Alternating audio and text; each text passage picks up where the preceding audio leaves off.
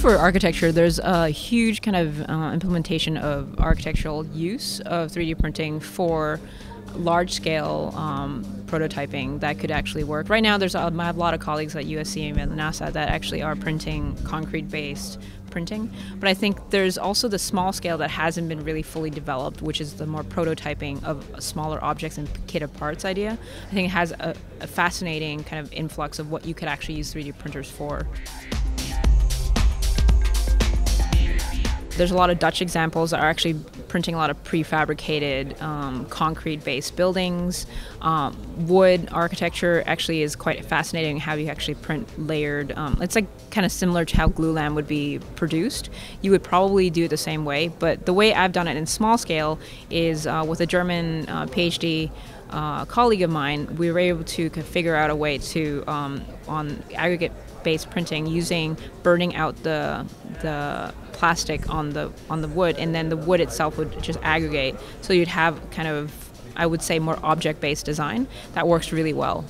So more small scale at this stage, but I think there is a huge kind of implement of how you could use 3D printing for large scale printers. Automation and robotics, the whole concept would probably expedite the process of work and the manufacturing process of materials.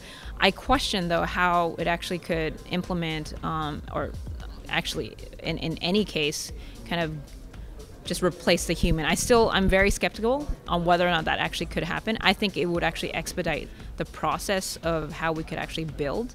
It's kind of like how cranes could help you build, a house and build like larger and like be heftier. But I still am very skeptical how the robotics end could actually replace human interaction. I think it'll expedite the construction process, especially for architecture and also especially for construction work.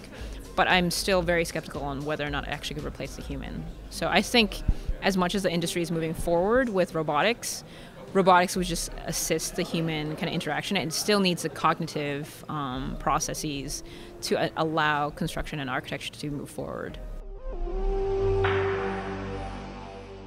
Construction workers are actually more directly involved with the tech more so. This is just from the Maker Faire that we were at. It's 2-3 weeks ago in the World Maker Faire in New York. We actually got one of the 5 Editor's Choice Awards for one of the products we were launching there.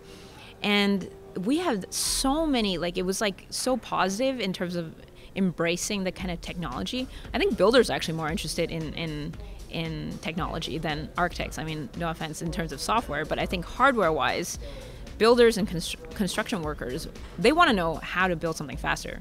They want to know how to lessen their costs, lessen their overhead, expedite their manpower and on-site work. So I think for them, the technology is more about assisting them in expediting the process, and they're much more interested in technology in a very different kind of way that architects are kind of maybe slower to adapt.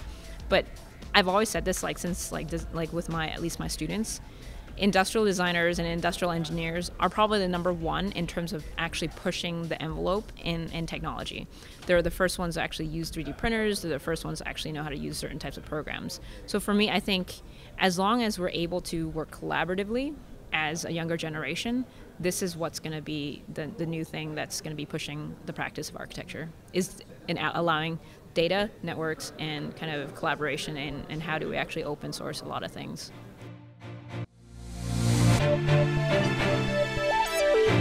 Thank you.